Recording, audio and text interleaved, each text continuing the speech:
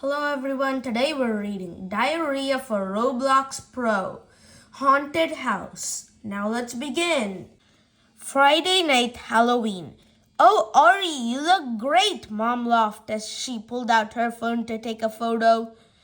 I stood in front of the door and made a monstrous face. Perfect, she giggled. I glanced at my reflection in the hallway mirror. I even gave myself a little jump scare. I was dressed up as a monster from my favorite game, Goal School. I had thick green paint all over my face, fake sharp teeth, and a wig which made my hair look like it was made of snakes. And look at me, my sister cried from the top of the stairs. Ali came, skipping down the stairs, dressed from head to toe in a hideous shade of pink. It was gross. She looked like a walking marshmallow. What are you supposed to be? I asked with a raised eyebrow. Princess Pretty Petuna Petal from Pretty Pink Princess's Pals, she said. Cringe. Halloween is meant to be scary, I said. So you've definitely nailed it, I added, smirking.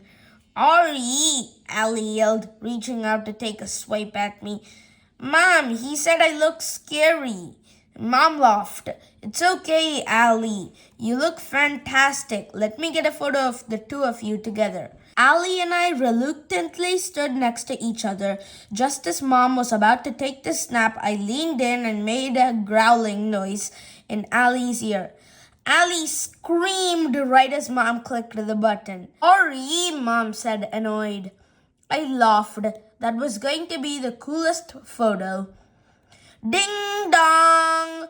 That's Zeke and Jez, I said excitedly. I couldn't wait to show them my costume. We'd spent weeks putting our Halloween skins together, but saved the final reveal for tonight. I ran over to the door and opened it with a whoosh. Roar! Ali squealed. It's okay, Ali. It's just us, Zeke said, lifting his mask. Ali frowned and Jez smiled at her apologetically. Jez and Zeke had dressed as a monster from the same game that I had based my costume on. It was a two-headed monster, which meant their costume was joined together. They looked epic. Come on, we need to leave now before all the best candy goes, Jess said, bouncing up and down. Our parents had said we could go trick-or-treating by ourselves this year as long as we stayed on our quiet street and stuck together. Dad would be taking Ali and her friends along the same path, so hopefully they won't get too close to us. I didn't want my sister and Dad cramping my style. Okay, let's get out of here, I said, walking to the bottom of the street. It took longer than we thought it would, mostly because Jez and Zeke had to coordinate their walk, otherwise their costume would rip apart. It was kind of like being in a three-legged race, and Jez sometimes stood on Zeke's foot while Zeke dragged her along. We decided to start at the bottom and work our way up, then go all the way back down the other side. We wanted to get to the maximum number of houses for an epic candy haul. We approached the first house. Dozens of Halloween decorations lined the front of the house, and it looked pretty creepy. The porch was lit up with a bright light, and Mom, dressed as a witch, stood in the doorway.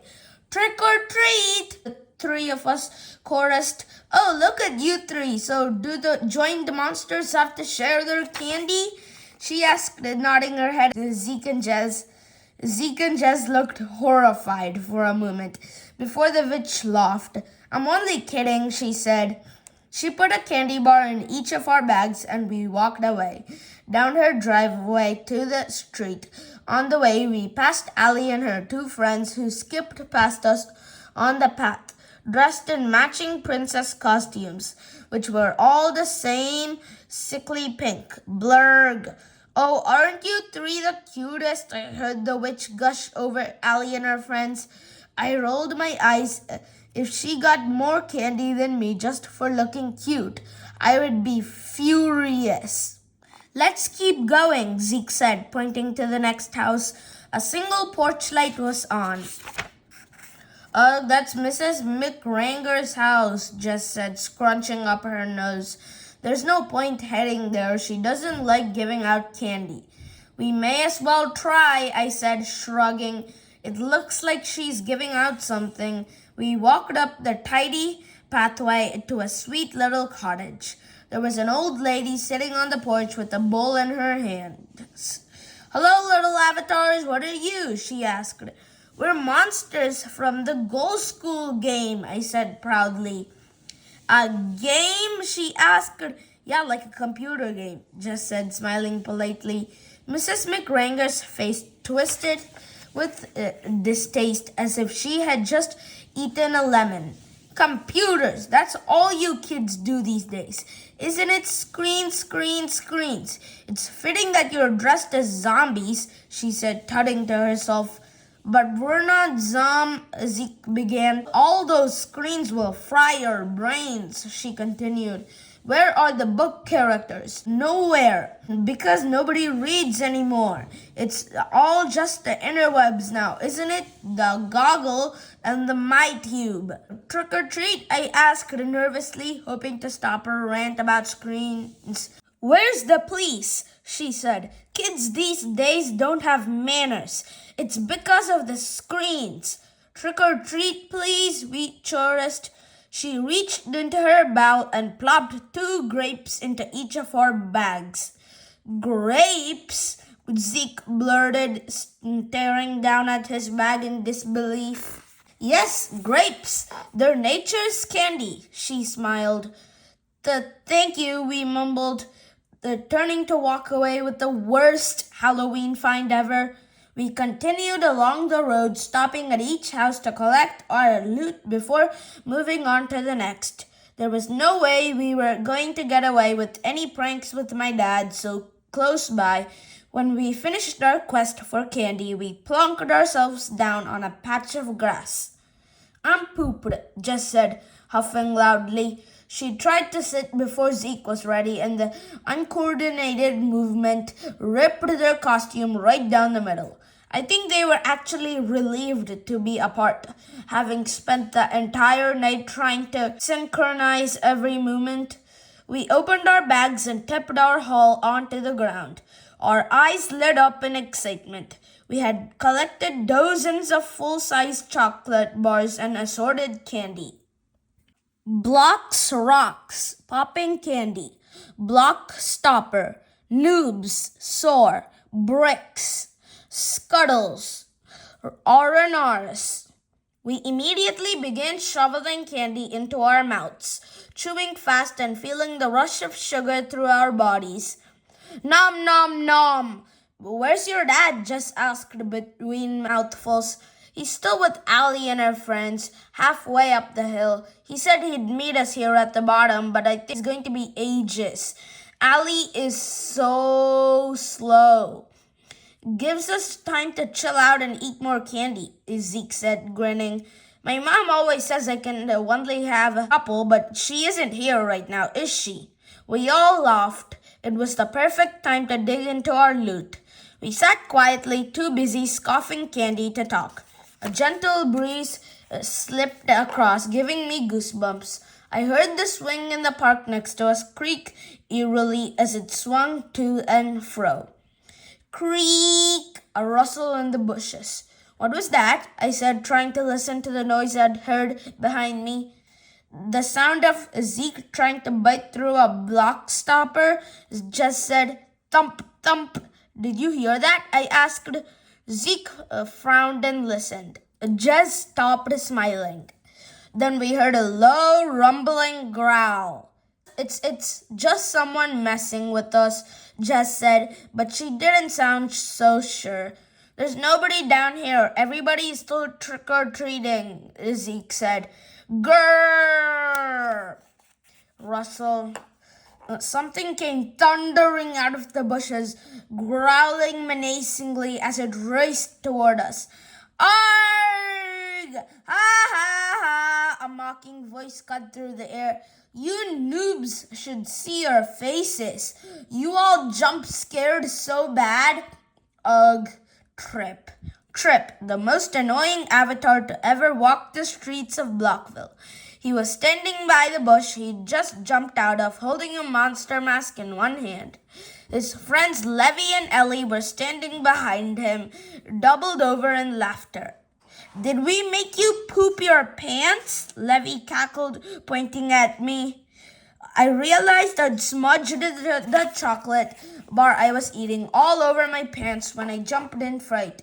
It's chocolate, I said, annoyed. They kept laughing. Haven't you got anything better to do than to sneak up on avatars? Zeke said. Nah, this town is lame, Ellie sneered. There's nothing fun to do even on Halloween. It's turned into a parade for babies, she said, gesturing up the street where fairies and puppies walked around with their bags of candy. She wasn't wrong. Hey, what about that place? Levy said, pointing behind us to a lonely, dark house at the top of a hill. Wait, that's impossible, Jess said. I've lived here my whole life and I've never seen that place before. Me neither, I said. The others mumbled in agreement.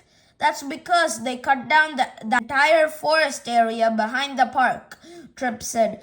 I obviously know all about it because my mom is mayor of Blockville, you know. I rolled my eyes. Of course we knew. He reminded us about it constantly. But how can we have never seen it any other time? Zeke said. It's a dead end. There's nothing over there. You wouldn't have passed by, and the trees always covered it. But you wouldn't want to go there anyway, Tripp said, smirking slightly like a plan was forming in his head. Don't tell me it's haunted, Jess said, rolling her eyes. Not just haunted, Tripp said. It's infested with all sorts of creatures from another realm. Yeah, right. How would you know? I said, shaking my head. My uncle is also on the local council and he told me that the army is trying to keep it quiet in case it's like a portal or something, Tripp said. Jess's eyes widened as the word portal. She loved chasing down portals to other universes and dimensions. We all looked at Zeke. His dad worked for the Avatar army. Don't look at me, Zeke said, throwing his hands up. I mean, the army deals with some pretty creepy things, but it's all top secret. I never know anything. But it's possible? I asked, my voice shaking slightly. Zeke shrugged. Let's go up there, Tripp said. Unless you're all chicken. I'm not but before I could finish my sentence, I heard my sister calling me from farther up the street. Ari, your dad is coming. We said we'd meet him, Jess said, nodding back up the street. Ugh, we have to go, but we are not chicken, I said, pointing my finger at Tripp. Whatever, Tripp said. It doesn't have to be Halloween for us to check out a haunted house. Meet us here again tomorrow night. You're on, I yelled as Tripp and his friends turned to walk away. On for what? I heard my dad's voice call as he approached us. He was cheerfully eating a handful of grapes. My face flushed pink, but luckily he couldn't see it in the darkness. Oh, nothing, I stammered. We were just organizing a little hangout with Tripp. Tripp? You've never liked Tripp, Dad said, raising his eyebrows at me suspiciously. Can an avatar change his mind? I replied, annoyed.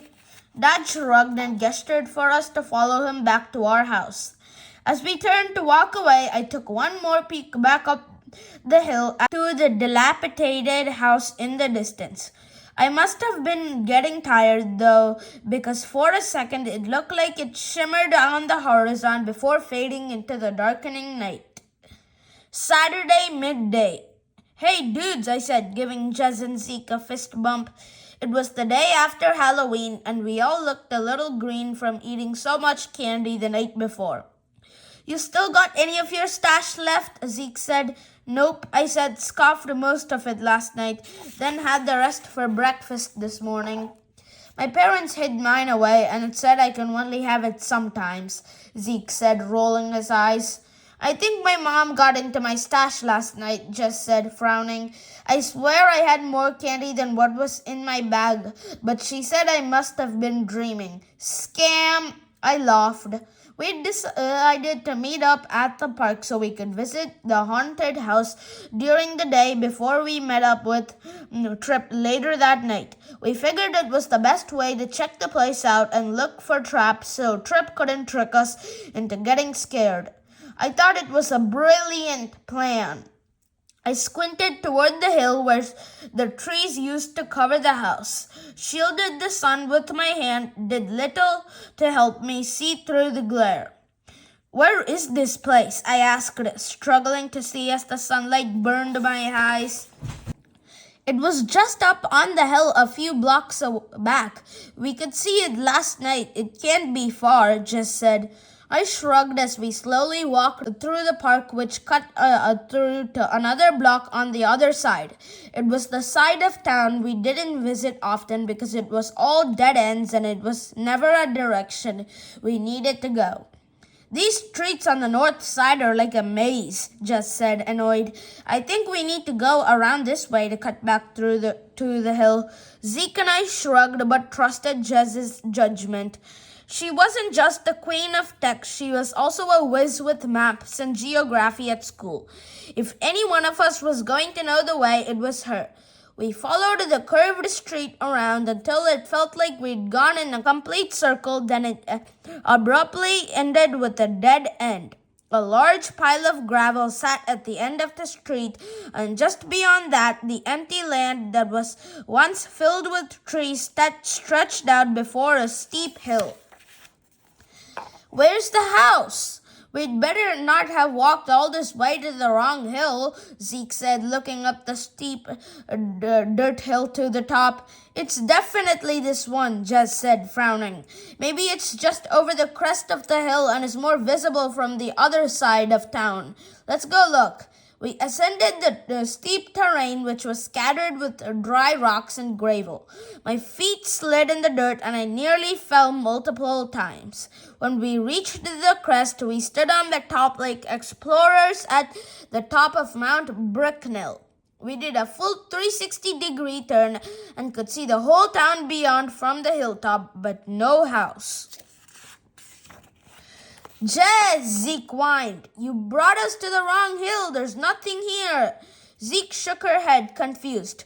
This has to be it. Look, there's the park down there. That's where we were sitting last night, looking straight up at this hill.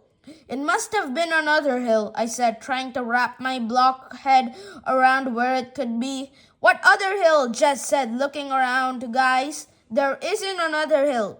Jess was right. A cool breeze picked up swirling dust and dirt around our ankles. I coughed. But that's impossible, Zeke said, scratching his head in confusion. We all exchanged glances. I knew what Jess was thinking. Portals. I also knew what Zeke was thinking. Ghosts. And I knew what I was thinking. Trip was somehow playing us. There's no point meeting Trip and his minions tonight if there's nowhere to go, I said. But we couldn't have imagined it, Jess said. We all saw it. Besides, if we don't show up, Trip wins. As the wind picked up, I thought I heard a hollow moan in the distance. Was it the wind rushing through something or just my imagination? I shivered. Come on, let's get back, I said. I need to do my chores if Mom is going to let me hang out with you avatars later. As we walked back down the hill, I could hear Jess muttering to herself, rechecking her calculations of the location. I turned back to look at the hill, then back down to the park. There had to be a logical explanation for the house not being there, right? Saturday late afternoon. So let me get this straight, Mom said. You're going to be hanging out with Trip. Trip? Yes, Mom, I sighed. Like I told Dad 1,000 times, avatars can change their minds. We want to hang out with him and with Levy and Ellie. Okay, Mom said. Who am I to question you making peace with your fellow students? But please be sensible. He is the mayor's son after all. Like I could forget. He only reminds us every 30 seconds. Sure, so first we're going to the park to hang out, and then afterward I'm going back to Zeke with Jess for pizza, I reminded her. All of this was completely true. I just didn't add in the bit about visiting a potentially haunted house in the process. She raised an eyebrow, then smiled. Be good, she said, giving me a kiss on the cheek. I wriggled away, whispering gross, but maybe I didn't mind that much. I then pulled on my red jacket and waved goodbye as I raced out the door. The sky was pink as the sun began to set on Blockville. We didn't have a lot of time before it would get dark, so we planned to check out the house to prove to Trip that we weren't chicken, then go back to Zeke's. But since we couldn't even find the house earlier, I had a feeling our little expedition was going to be pretty short-lived. As I approached the park, I could see Zeke and Jess already waiting by the swings. Coming from the other side was Trip, closely followed by Levy and Ellie. Hey, noobs, Trip taunted as he approached. So where exactly is this place? Jess said, ignoring Trip's insult. Trip turned toward the towering hill behind us in the distance. Just up, he stopped and squinted. I think it's there on that hill, but we can't see it with the setting sun in our eyes. But it's definitely up there. That's exactly where we went today, Jess whispered to me, trying not to giggle. What was that? Trip asked. Nothing, I said quickly, not wanting Trip to know we had searched for the house earlier. He narrowed his eyes at us. Come on, noobs, he said. Ellie and Levy trotted after him like faithful puppies, while Jess, Zeke, and I slowly followed. I know a shortcut, Trip began. I know this entire town like it's the back of my own hand because my mom's the mayor. Zeke, Jess, and I all mocked in unison. Trip's face turned red with rage. We walked along a track through the trees. It was a completely different path from what we'd walked that morning. I hoped the Trip was right about this shortcut because I really didn't want to be lost in the woods at night. But sure enough, the dirt path eventually opened up onto one of the streets in the north side of town. As we broke through the line of trees, we saw that the sun had dipped lower and the sky was beginning to darken. We found ourselves at the gravel pile on the same dead-end street we'd been to earlier that day. I smirked to myself. Trip had taken us to the exact same place and was going to get the lesson of his life when he realized there was no house on the hill and that he was wrong. It's just up this hill. We can't see it from here because it's just over the top, he said. But he didn't sound as confident anymore. You sure? Ellie said, a hint of humor in her voice. Trip scowled at her and she held up her hands in silent surrender.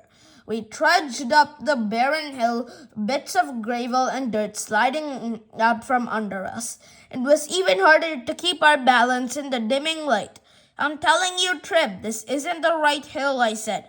Shut it, noob. I know the way, he said arrogantly. I looked at Zeke, who grinned. It was obvious he couldn't wait for Trip to be wrong, too. It was almost completely dark by the time we finally reached the top of the hill. See, I said, panting slightly as I took my last steps to the top of the peak. I stopped dead in my tracks and stared in awe. I swear Zeke's jaw was on the floor. Jess muttered something to herself. There, towering hauntingly over us, was a huge mansion. Saturday early evening. I told you, Trip sang triumphantly. How? I exclaimed. Jess rubbed her eyes in disbelief, while Zeke's jaw still hung open. I knew you were chicken, Trip laughed. Not chicken, just surprised. It's even here, I said. Trip shrugged, a bit confused. So what now? Zeke asked. It's probably locked up, so what do you want us to do? Trip exchanged glances with Ellie and Levy. I don't think they'd thought that far ahead. This place is ancient, and nobody lives here, except maybe ghosts, he laughed. We're going inside. The cool evening breeze whipped around my neck. I zipped up my jacket just a little higher. What are you waiting for? Trip said, climbing the rickety stairs of the front porch. I swallowed hard and followed. Saturday, a bit later. Look how run down this place is, Trip said. Come and check it out. We stood next to Trip and peered through the smudgy, cracked glass on the front side window. The room inside was bare and covered in dust and cobwebs. The only thing that would have lived here was a family of spiders, not avatars. But what if someone sees us? It's still trespassing, Jess said. And breaking in, Zeke added. Fine, Ellie, Levy, you keep watch outside. I'm going in to make sure these chickens don't bail on us, Trip said. Ellie and Levy started to protest, but Trip gave them a hard stare, so they shrugged and sat down on the rickety front porch. He always gets to have all the fun, Ellie muttered under her breath. Eager to get this over with, I stepped forward and gently pushed on the old wooden door. The paint was peeling off and a fleck fluttered to the ground as I touched it. The door opened with a loud creak. Anyone here? Trip called into the cavernous hallway. Shh, I hissed. What? I'm just checking, he said. The house was old, but it was huge. Back in its day, it was probably a regal mansion. The entryway was spacious and there was a grand staircase in front of us. Dozens of rooms spilled up off to the sides of the lower and upper levels, but they were all closed off by doors that had been sealed shut, which was a little weird. I tiptoed through the entryway and past the staircase into a kitchen located at the back of the house. It was dark inside except for the moonlight that streamed in through the uncovered windows. The countertops were covered in a thick layer of dust and my nose began to itch just looking at it. The wind was getting stronger outside, howling and rattling the windows. The house looked like it hadn't been lived in for centuries. Trip walked over to the cabinets that lined the wall and opened one. The door peeled off its hinges and clattering to the floor. Trip, Zeke hissed. Not my fault. This place is trash, he said, shrugging. Hey guys, look at this, Jess said from the other side of the room. We crowded around her as she peered at what seemed to be another cabinet door, but it was something none of us expected. It was a large hole in the wall with a door that pulled down. Inside was a huge wooden tray with old ropes dangling down its center. I stuck my head inside and was surprised to see that the hole went up farther than I should see. It looked like an elevator shaft. What is this? Trip asked. It's a dumbwaiter, Jess said. Don't call me dumb, Trip said. No, that's what it's called. A dumbwaiter. It's from the olden days. You would place things on this tray and then use the ropes to haul it upstairs without having to carry it. Pretty smart, actually, Jess said. In old mansions like this one, they would have had kitchen staff. Since the family would have likely dined upstairs, this would have saved the staff a lot of walking up and down the hundreds of steps this place would have. I shrugged. I dare you to get in, Trip said with a smirk. Who? I said, you three chickens. Get in the stupid waiter. Dumb waiter, Jess corrected. Whatever, get in and I'll pull the rope so you go upstairs, Trip said. It won't hold all three of us, I said doubtfully. It's huge, of course it will, and you dweebs are late. Get in. I exchanged glances with my friends. In my head, I could hear my dad's voice saying, don't ever feel pressured into doing something you aren't comfortable with. But I also really wanted to see what was at the top of the mansion.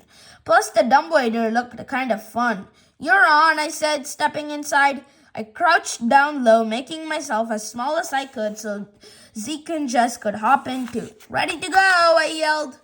Trip began to pull the ropes with the help of the pulley. He could hoist all three of us up without much trouble. The pulley squealed as we lurched upward. I suddenly worried that maybe these old ropes won't hold the three of us. Now that I was paying enough attention to them, they looked pretty ancient. I crossed my fingers that we wouldn't go crashing back down to the ground. As we lifted higher and higher, we passed the doors that opened to the other floors, but we wanted to go all the way to the top. Suddenly, the tray we were standing on jolted. Uh-oh, Zeke said. What was that? Jess said, holding the side walls to steady herself against the swaying platform. I think the ropes are breaking, Zeke said, peering up. Hurry, Trip, I screamed. The ropes are breaking. We need to get out. The platform moved faster as Trip pulled harder on the ropes. We gazed up into the darkness above us. The rope looked like it was fraying fast. Almost there, I yelled down to Trip. Trip pulled up a few more times and the pulley squealed.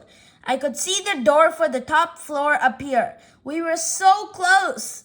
As the dumbwaiter reached the top, Zeke and Just pushed the door open and scrambled out first. But just as Just made it out, there was a loud snap. No, I yelled as I reached out in front of me, grabbing whatever I could. I gripped onto the doorway ledge as the dumbwaiter tray went crashing back down the shaft beneath me. Hold on, bruh, Zeke yelled, grabbing on to my hand as I dangled precariously over the cavernous drop below. Help me, Jez, he yelled. Jez reached down to grab my other hand, and my two friends hauled me through the doorway and into the attic room at the top of the house. We crumpled onto the floor in a heap, breathing fast. That was close, Jez said, looking at us in shock. Too close, I added, wiping the sweat from my forehead. I was almost a goner. Yeah, maybe this has all gone a bit too far, Zeke said. We could get hurt in here. I think we should go. We've already proven Trip we aren't chicken. I nodded. I should have listened to Dad's voice in my head. We didn't need to prove anything to that noob. Next time we'd just say no. Let's go home, Zeke said. We walked across the attic, the floorboards creaking and groaning under our footsteps. We obviously couldn't use the dumbwaiter to go back down, so we just have to take the stairs. Opening the attic door, we could see a small flight of stairs that led down to the next level. A spider scuttled across the wall, making me jump. We carefully tiptoed down until we reached the landing of the floor below. A long hallway stretched in front of us, lined by closed doors. But at the end of the hall was a dead end. No stairs led down to the next level. That's weird. There aren't any more stairs, Jess said, as if reading my mind. We obviously have to go through the doors, Zeke said. There must be stairs through one of them. Zeke walked over to the first wooden door. He reached out and grabbed the brassy doorknob. Ouch, he cried out, immediately pulling his hand back. It's hot. Hot, I repeated, shaking my head in confusion. How? I reached out to grab the doorknob myself to make sure that Zeke wasn't pranking me. Ouch, I yelled, pulling my hand back. It really was hot. How strange. A hollow wind whipped up the hallway, seemingly coming from nowhere. I swore I heard a crack cackling in the air. We need to get out of this place, I said quietly, feeling a shiver run up my spine. There was a quiet rustle, and then a piece of paper slipped out from under the closed door. Just Zeke and I looked at each other with wide eyes. There must be someone or something on the other side of the door. I wanted to bolt down the hall and get out of there as fast as possible, but Jess bent down and picked the piece of paper up off the floor. She was always the curious one. We crowded around her as she unfolded the paper so we could read it in the moonlight. You have come where you should not be, and by breaking in have set us free, awoken us from our beds, from portals far beyond the dead. If you want to escape alive, 100 doors you must survive. But be on guard against the rooms that will send you to your final doom. The doom? Zeke stammered. It's gotta be Trip, I said in a shaky voice. He's messing with us, trying to scare us. Maybe, Jess said with trembling lips, but I don't like the sound of things lurking inside portals. We know that stuff is true. What if some kind of monster or ghost lives here? I mean, the house didn't even exist earlier today. There's something creepy going on. But before we could talk anymore, a ghostly wail came from the other side of the door. Let's get out of here, Zeke cried. We raced up the hallway, getting as far away as possible from the spine-tingling howl of whatever was in that first room. Zeke reached out to open a random door, not even caring if it burned him. He turned the knob and the door opened. We rushed inside as fast as we could, slamming the door behind us. Saturday, even later, we stood on the other side of the door, panting. Okay, so what now? I asked. The note said we need to survive 100 doors to get out of here, Jess said. And what about being on guard against the rooms of doom? I added. I guess we just have to get through an entire haunted house with an impossible number of doors, all while avoiding the ghosts and ghouls that want to eat us, Zeke said, as if it really was that easy. As I caught my breath, I looked around the room we had entered. It was empty, with the same old floorboards that matched the rest of the house. But there were 10 doors lined up along the walls. Which one were we meant to choose? The doors all looked the same except for some faint markings. What do you think these symbols mean? I asked, running my fingers over the doors. This one looks like a tiger, Zeke said. I'm not going through a door with a tiger on the other side. This one is a snake. I hate snakes, Jess said. All the options seemed scary. I finally found one with a small etching in the shape of a spider. Okay, maybe this is the best option, I said, thinking. I don't love spiders, but I'd rather come up against a spider than a tiger. Jess and Zeke looked at each other more mournfully. I think you're right, Ori, Jess said. The howling from the hallway grew louder. I think we need to go now, I said urgently. We all nodded in agreement and turned the knob on the spider door, pushing it open and then slamming it closed behind us. Saturday, a few seconds later, we looked around us. More doors lined the opposite side of the room. Where's the spider? Zeke asked. I shrugged. Maybe the mark on the door didn't mean there was a real spider. Let's go then, Zeke said, pointing to the doors on the other side. We walked across the room, each of us thinking about which door to go through next. Suddenly, a huge shadow descended from above. Zeke screamed. A massive spider with 8 hairy legs dangled down from the ceiling on a web as thick as rope. The spider itself was as big as a horse as it hit the ground in front of us. Its spindly legs tapped against the floorboards. Saliva dripped from the huge fangs in its mouth. We turned back to the door we'd come through, but dread washed over us when we realized the doorknob had disappeared. We were trapped. The only way out was past the spider and through a door on the other side. The spider started racing toward us, lunging at Zeke. Thud, thud, thud. Zeke did a parkour run up the wall and somersaulted over the spider's head just in time to escape its grasp. What now? I yelled. The spider's 8 eyes seemed to dart around the room as it sized up its prey. I can parkour around this guy, Zeke said breathlessly. You two run for the door. I'll keep him busy. I wanted to protest, but quickly realized Zeke was right. Of the 3 of us, he was the most likely to be able to outrun, outflip, and outmaneuver the beast. Hey you, Spidey, come and get me! Bzz, bzz, Zeke yelled, pretending to be an insect. The spider lunged at Zeke again, who somersaulted into the air, right over the spider's head. He ran to the corner of the room, luring the spider in, while Jez and I bolted for the doors on the other side. Which door? Jez shrieked. I reached for the center door. We didn't have time to deliberate. As I flung it open, I turned back to see Zeke cornered by the spider. Zeke, I hollered. He looked like a goner. Suddenly, Zeke took a massive jump into the air and reached high above his head.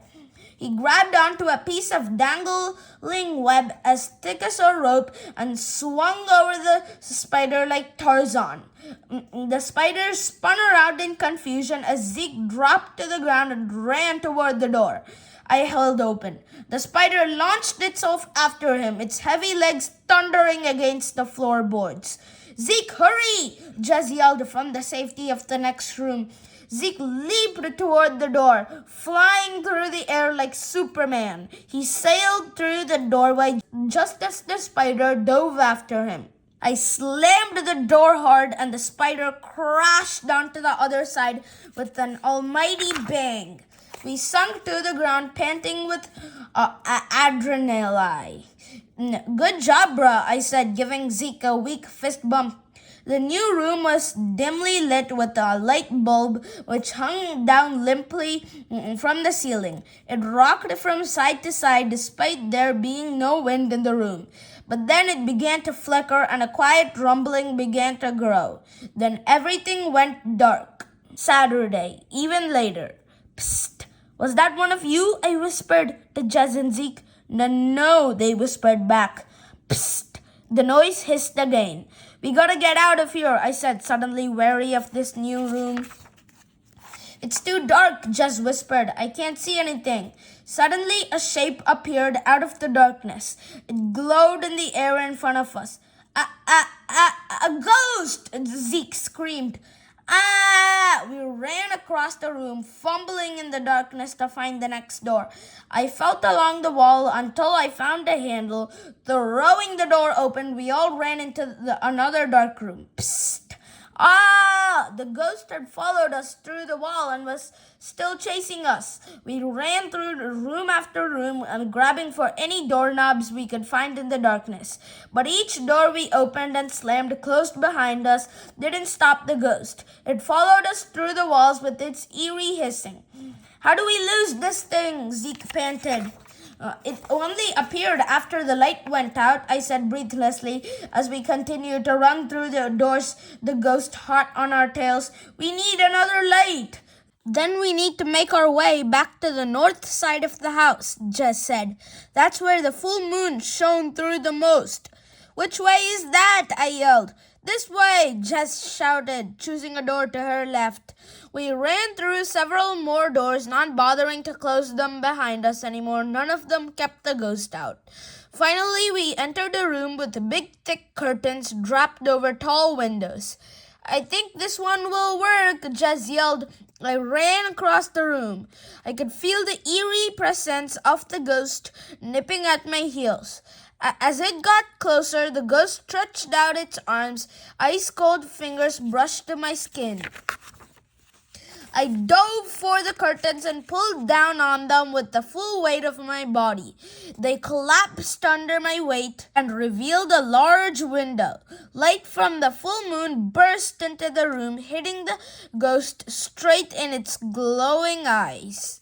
The ghost shrieked with terror and turned, fleeing back through the wall behind us. I collapsed to the floor in exhaustion as my friends caught up to me. Saturday, getting late. Trip's gotta be wondering where we are by now, Jez said. Zeke and I nodded wearily. How many doors do you think that ghost chased us through? Zeke wondered aloud. It felt like 100, I said, but it can't be yet because we're still here. So we've escaped the spider and a ghost. What else could there be? Jez said. I shrugged. I didn't know and I kind of didn't want to know. Once we'd caught our breath, we looked around the latest room. There were 5 doors this time, all illuminated by the light of the moon. Let's choose carefully this time, Zeke said. Jez and I nodded. We looked at the first door, a wolf carving. Second door, a bear. Third door, a witch's hat. Fourth door, a bat. Fifth door, a lion's head. I don't know about you, but I think the bat, I said carefully. No, Jez protested. I really hate bats, but they are nowhere near as harmful as the rest, I reasoned. After a moment or two, Jez reluctantly agreed. We do this together, right? I said, pulling in my friends and putting my hand in the middle of us. Zeke put his hand on top, then Jess finally put hers in too. Let's get out of here, I said. We faced the door with the bat on it and placed our hands on the doorknob together. Then we turned it. Inside the room was quiet and dark. If there were bats in here, we could probably make it to the row of doors on the other side without waking the bats if we kept really quiet and low. I squinted into the darkness to try and see the ceiling. It was hard to tell, but I could definitely see some unmoving shapes above us. I silently got Jez and Zeke's attention, then pointed to the bats before gesturing for my friends to crawl quietly behind me. We sneaked across the floor to the doors at the other side of the room. I gently stood up and my friends followed. I turned the handle on a random door and slowly pulled it open. Creak! Uh-oh! I looked at Zeke and Jez in horror. They looked just as scared as I felt. Suddenly the room was alight with the eerie glow of 50 pairs of red eyes. The bats descended on us immediately, swarming around us in a cyclone of wings and sharp claws. Jez screamed. I opened the door farther and we ran through, the bats pouring in behind us like water breaking its banks. There was no way we could outrun them. Every time we bolted through a new door, they would stream in behind us, snapping and swooping at our heads as we went. I didn't know how we would get away. After running through a dozen rooms, we finally reached one with some old furniture we could take refuge under.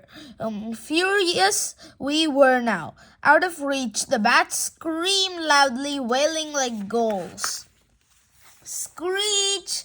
How do we get rid of them? I cried from under a table, hoping my friends could hear me over the shrieking bats. I've got an idea, Jez yelled back, her hands over her ears. Bats use echolocation to navigate. My dad once told me that if we clapped while bats were flying over our yard, we could interfere with their signal. I'm going to try it. Zeke and I shrugged. We didn't have any better ideas. Jez leaned out from under the table and clapped as loudly as she could. As her hands hit together, the bats seemed momentarily confused, but not for long enough that we could sneak away. Help me, she yelled. We all smacked our hands together as loudly as we could.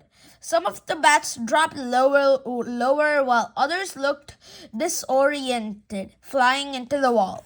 It's working, Zeke yelled. Let's do it again, on the count of 3, I said. What are you going to do? Jez asked. Just wait for 3, I repeated, preparing myself to move. 1, 2, I leaped out from under the table. The bats saw me and readied themselves to swoop. I ran as fast as I could to the room's only window and flung it open. I then stood in front of it as they approached, teeth bared. 3! We clapped together loudly and the bats faltered in the air.